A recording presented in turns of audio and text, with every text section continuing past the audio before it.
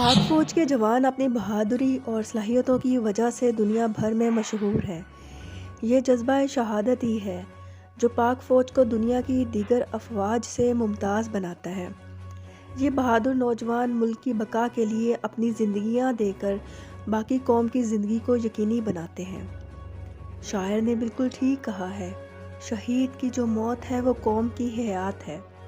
انہی لازوال قربانیوں کی وجہ سے اللہ تعالیٰ ان مجاہدوں کو شہادت کے عظیم مرتبے پر فائز کرتا ہے۔ آئیے آپ کو ایسے نوجوان سے ملواتے ہیں جو وقت پڑنے پر اپنی زندگی مادر وطن کے لیے دینے سے بھی گریز نہیں کرتے۔ انہی میں سے ایک نام رانا بشارت علی خان صاحب کا ہے۔ یہ نوجوان کوئی پاکستانی آرمی کا جوان نہیں ہے بلکہ ایک عام نوجوان ہے جس نے برطانیہ میں رہتے ہوئے یورپ کے دریچوں میں مسلمانوں پر مظالم کے خلاف جہاد بلند کیا اور اقوام متحدہ میں پاکستان کو توڑنے والی قوتوں اور پاکستان کے خلاف سازش کرنے والی طاقتوں کو بے نقاب کیا اور انڈیا اور اسرائیل کی 275 سے زیادہ آرگنائزیشن کو بلیک لسٹ میں شامل کروایا۔ یہ ضروری نہیں کہ وطن کی محبت صرف کسی عہدے یا کسی پوزیشن پر پہنچ کر ہی ثابت کی جائے۔ اسلامی تاریخ کے مطالعہ سے یہ حقیقت سامنے آتی ہے کہ مسلمان قوم جب بھی مصائب و مشکلات کا شکار ہوتی ہے تو اللہ تبارک و تعالیٰ اس کے درمیان ایسی شخصیت پیدا فرما دیتا ہے جو اس کے لیے امید اور حوصلے کی علامت بن جاتی ہے۔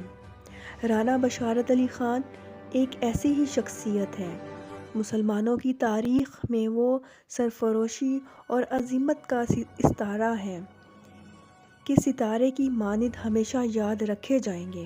ان کی قربانیاں اور مظلوم انسانیت کے لیے ان کی کاوشیں رہتی دنیا تک بطور کہانیاں جو آنے والے لوگوں کو ایک بہادر نوجوان کی داستان کے طور پر سنائی جائیں گی۔ اگر کوئی حکیم الامت علامہ اقبال کے مرد مومن کو مجسم صورت میں دیکھنا چاہے تو وہ رانا بشارت علی خان کو دیکھ لے۔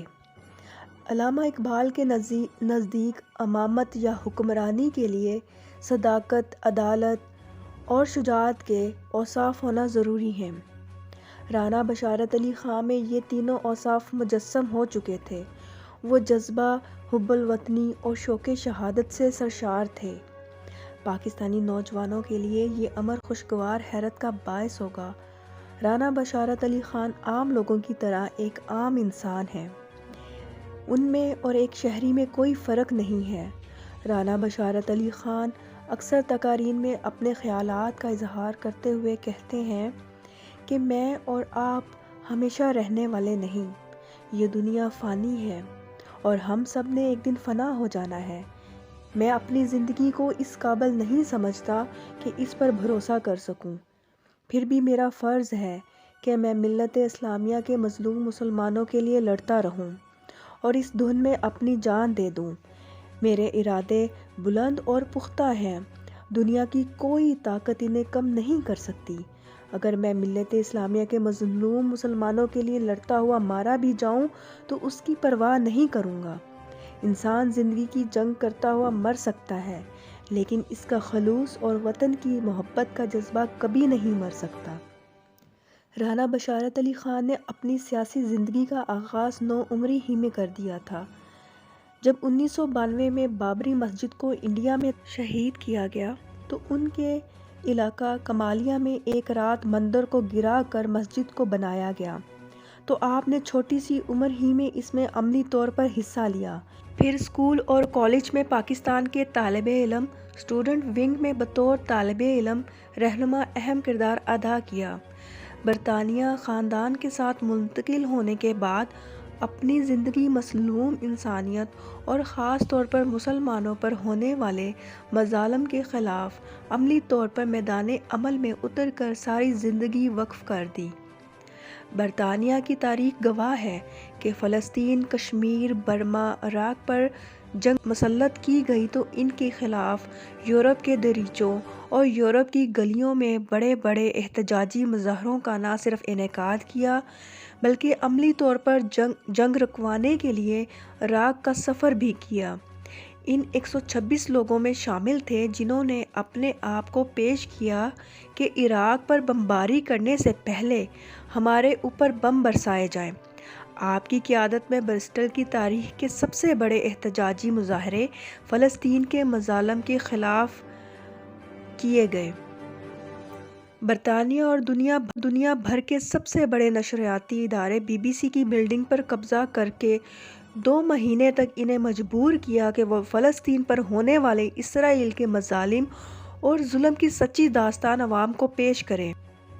آپ نے جنگ زدہ ممالک میں عملی طور پر جا کر پناہ گزینوں کے کیمپوں میں موت کے سامنے کھڑے ہو کر ان لوگوں کی مدد کی اور ان لوگوں میں رہ کر یہ ثابت کر دیا کہ جب انسان زندگی میں انسانیت کے لیے عملی قدم اٹھاتا ہے تو چاہے وہ میدان جنگ ہو، چاہے اقوام متحدہ ہو، یونین ہو، چاہے یورپ کے ممالک ہوں، اللہ کے راستے پر چلتے ہوئے ہر وہ کام کر گزرنے کا حوصلہ رکھتا ہے۔